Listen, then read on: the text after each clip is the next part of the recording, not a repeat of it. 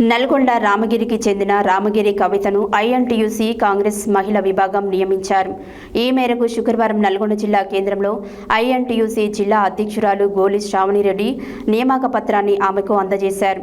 రామగిరి కవిత మాట్లాడుతూ తనపై విశ్వాసం ఉంచి బాధ్యతలు అప్పగించిన పార్టీ నాయకత్వానికి కృతజ్ఞతలు తెలిపారు. నల్గొండ రామగిరికి చెందిన రామగిరి కవితను ఐఎన్టీయూసీ కాంగ్రెస్ మహిళా విభాగం నియమించారు. ఈ మేరకు శుక్రవారం నల్గొండ జిల్లా కేంద్రంలో ఐఎన్టీయూసీ జిల్లా అధ్యక్షురాలు గోలి శ్రావణిరెడ్డి నియామక పత్రాన్ని ఆమెకు అందజేశారు. ఈ సందర్భంగా శ్రావణిరెడ్డి మాట్లాడుతూ ఐఎన్టీయూసీ జాతీయ ఆర్గనైజింగ్ సెక్రటరీ ఎర్రగాని నాగన్నగౌడ ఆధ్వర్యంలో పార్టీ బలోపేతంతో పాటు కార్మికులు, మహిళల సంక్షేమం కోసం కృషి చేయాలని కార్యవర్గ సభ్యురాలు రామగిరి కవితకు సూచించారు. రామగిరి కవిత మాట్లాడుతూ తనపై విశ్వాసం ఉంచి బాధ్యతలు అప్పగించిన పార్టీ నాయకత్వానికి కృతజ్ఞతలు తెలిపారు.